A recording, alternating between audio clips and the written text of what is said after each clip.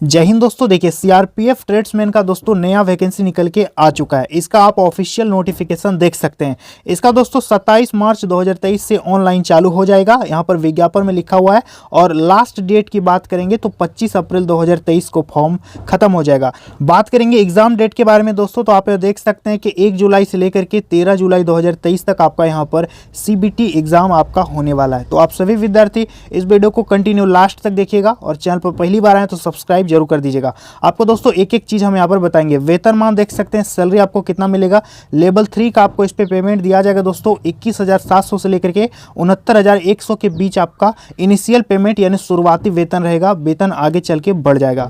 Total number of post की बात करेंगे तो टोटल पोस्ट दोस्तों 9212 यानी 9,212 यहाँ पर टोटल सीट निकाला गया है, जिसपे से 9105 पुरुष का है और 107 दोस्तों महिलाओं का सीट यहाँ पर रखा गया है सभी स्टेट को मिलाकर। दोस्तों यहाँ पर आप स्टेट वाइज वैकेंसी देख सकते हैं। आप इसका स्क्रीनशॉट लेकर के पढ़ लीजिएगा। आपको दोस्तों जो जरूरी पॉइंट है वो हम आप लोगों को यहाँ पर बता देते हैं कि किस राज्य में कितना कहाँ पर सीट है। दोस्तों आप यहाँ पर देख सकते हैं कि उपरोक्त रिक्तियों में पिछली भर्ती और बैकलॉग भर्ती को भी शामिल किया गया है और प्रत्येक श्रेणी में यानी हर कैटेगरी में दोस्तों स्टेट वाइज और केंद्र शासित प्रदेश वाइज दोस्तों सारा चीज यहाँ पर सीट को रखा गया है। आगे एज लिमिट की बात करेंगे तो सबसे पहले आप यहाँ पर देख सकते हैं आपका इंडियन होना जरूरी है, भारत का नागरिक होना चाहिए। तो देखिए दोस्तों इस पे दो तरह का एज लिमिट मांगा गया है। कुछ पोस्ट में कम से कम 18 साल आपका होना चाहिए, कुछ पोस्ट में कम से कम 21 साल आपका होना चाहिए। और अपर एज की बात करेंगे तो अपर एज अलग अलग यहाँ पर मांगा गया है। आपको हम दोस्तों सारा चीज यहाँ पर दिखाने वाले हैं। देखिए दोस्तों सिपाही चालक के लिए दिनांक 1 अगस्त 2023 को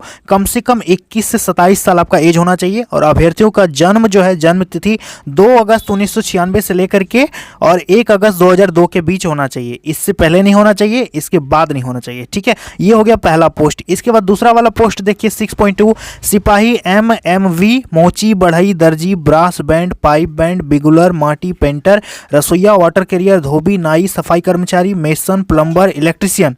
ये जो इतना सारा पोस्ट बताए दिनांक 1/8/2023 को कम से कम 18 से 23 साल आपका एज लिमिट होना चाहिए। अभ्यर्थियों का जन्म तिथि देखिए दोस्तों 2 अगस्त 2000 से लेकर के 1 अगस्त 2005 के बीच, इन दो तिथियों के बीच आपका डीओबी होना चाहिए, तभी आप भर सकते हैं ये सब पोस्ट के लिए। समझ में आ गया। और दोस्तों सभी विद्यार्थी जो SC ST कैटेगरी से हैं उनको 5 साल का आपको एज में छूट मिल जाएगा। यदि आप ओबीसी हैं तो 3 साल का आपको एज में रिलैक्सेशन देखने को मिल जाएगा। अब यहाँ बात करेंगे शैक्षणिक योग्यता एजुकेशनल क्वालिफिकेशन क्या होना चाहिए। तो देखिए दोस्तों इस पर कई प्रकार का पोस्ट है और हर पोस्ट में अलग अलग यहाँ पर एजुकेशनल क्वालिफिकेशन रखा गया है। आप यहाँ पर देख सकते हैं कि शैक्षणिक योग्यता 1 अगस्त 2023 तक आपका कंप्लीट हो जाना चाहिए। इस तिथि तक आपका एजुकेशनल क्वालिफिकेशन कंप्लीट होना चाहिए। देखिए दोस्तों सीआरपीएफ कांस्टेबल ट्रेड्समैन का भर्ती तो आ गया। अब इसकी तैयारी के लिए दोस्तों सबसे बेस्ट तैयारी के लिए आप लोगों को एसके पब्लिकेशन का किताब ले लेना है।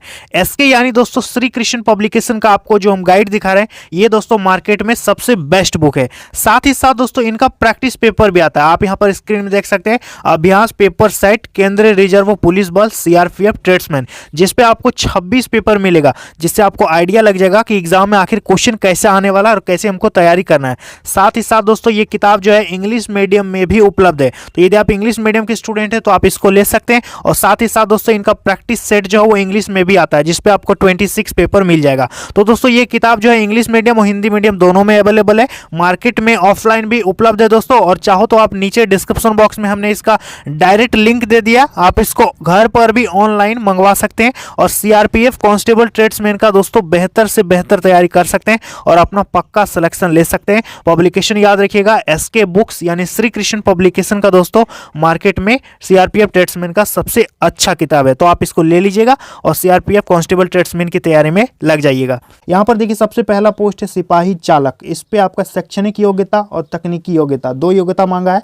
सबसे पहले किसी भी राज्य या मान्यता प्राप्त बोर्ड केंद्र या राज्य सरकार द्वारा मान्यता प्राप्त विश्वविद्यालय से कम मैट्रिक या समकक्ष आपका होना चाहिए पास। इसके बाद तकनीकी योग्यता की बात करेंगे तो heavy transport vehicle driving licence होना चाहिए और भर्ती के समय ड्राइविंग टेस्ट आपका पास करना जरूरी है। इसके बाद दोस्तों सिपाही मोटर वाहन मैकेनिक की बात करेंगे तो शैक्षणिक योग्यता देखिए अब बात करेंगे दोस्तों सिपाही मोटर वाहन मैकेनिक। इसके लिए शैक्षणिक योग्यता क्या होना चाहिए, टेक्निकल एजुकेशन क्वालिफिकेशन क्या होना चाहिए, सारा चीज़ बताएंगे। तो सबसे पहले शैक्षणिक योग्यता को समझ लेते हैं दोस्तों, क्या होना चाहिए। तो देखिए, किसी भी मान्यता प्राप्त बोर्ड से जो कि 10+2 सिस्टम वाला जो बोर्ड होता है उससे आपका 10वीं पास होना चाहिए। ठीक है, 10+2 यहाँ पर एजुकेशनल क्वालिफिकेशन नहीं है, 10+2 परीक्षा प्रणाली बोला है। ठीक है, आपका योग्यता 10वीं मांगा है, समझ में आ गया, ये सिस्टम है। इसके बाद दोस्तों यहाँ पर देखिए, राष्ट्रीय या राज्य व्यावसायिक प्रशिक्षण परिषद द्वारा मान्यता प्राप्त या अन्य किसी मान्यता प्राप्त संस्थान से मोटर वाहन एक मैकेनिक में कम से कम 2 वर्ष का औद्योगिक यानी ITI प्रमाण पत्र आपका होना चाहिए,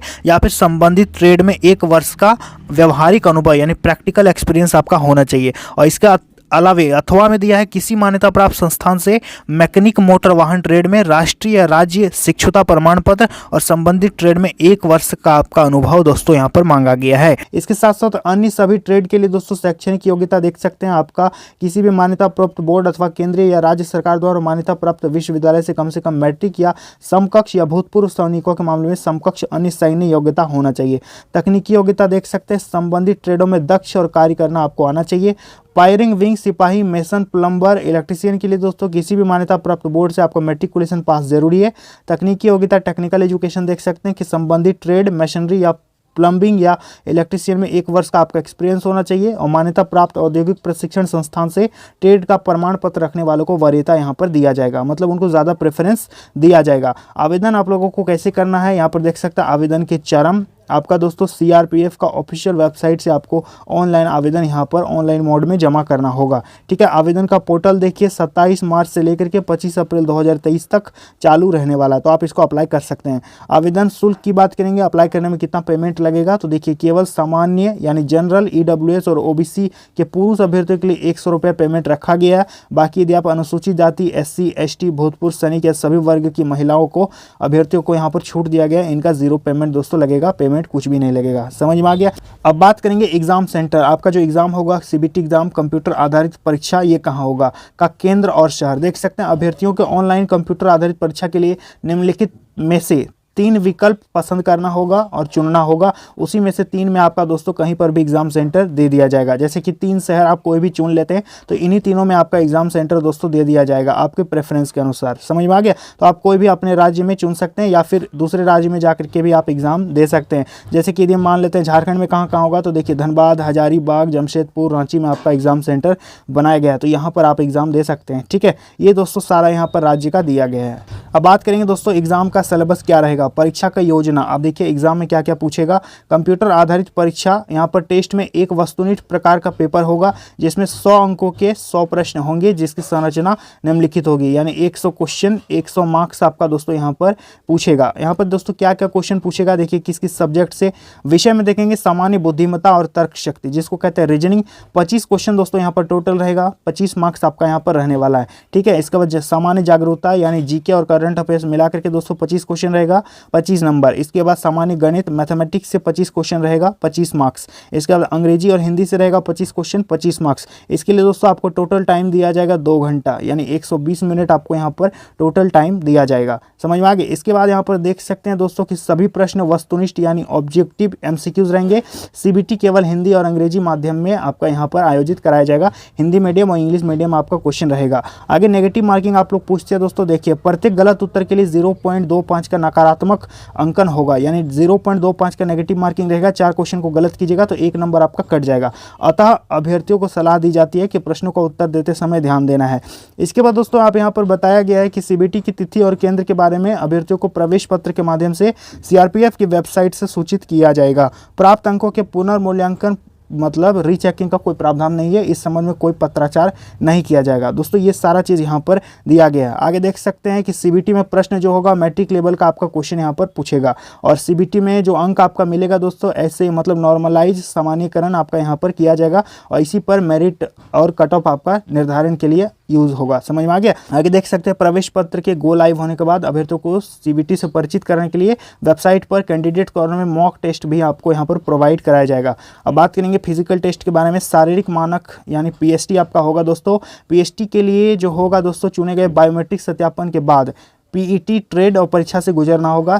सिपाही तकनीकी ट्रेड्समैन के पद के लिए शारीरिक मानक इस प्रकार से। सबसे पहले देखेंगे पुरुष का, देखिए लंबाई यानी ऊंचाई कितना होना चाहिए, 170 सेंटीमीटर आपका ऊंचाई मांगा है। महिलाओं का 157 सेंटीमीटर यहाँ पर ऊंचाई आपका हाइट होना चाहिए। इसके बाद यहाँ पर किसको किसको छूट मिलेगा दोस्तों, देखिए अनुसूचित जनजाति के सभी विद्यार्थी 162.5 सेंटीमीटर, महिलाओं का 150 सेंटीमीटर कम से कम हाइट होना चाहिए। जो भी नॉर्थ ईस्ट से बिलोंग करते हैं दोस्तों उनका 157 सेंटीमीटर और 147 सेंटीमीटर महिलाओं का होना चाहिए। या फिर दोस्तों आप गढ़वाली हैं, कुमाऊनीस हैं, डोगरा, मराठा जो भी है, आप दोस्तों यहाँ पर पीडीएफ में देख सकते हैं। यदि आप इन राज्यों से, इन क्षेत्रों से बिलोंग करते हैं तो आपको यहाँ पर दिखाए अनुसार आपको हाइट में दोस्तों यहाँ पर रिलैक्सेशन मिल जाएगा। यदि आप इन क्षेत्रों से बिलोंग करते हैं तो आपको हाइट में रिलैक्सेशन भी मिल जाएगा। कितना मिलेगा आपको हम यहाँ पर दिखा दिए। अब बात करेंगे चेस्ट कितना होगा दोस्तों, चेस्ट केवल मेल का यहाँ पर मेजर किया जाएगा।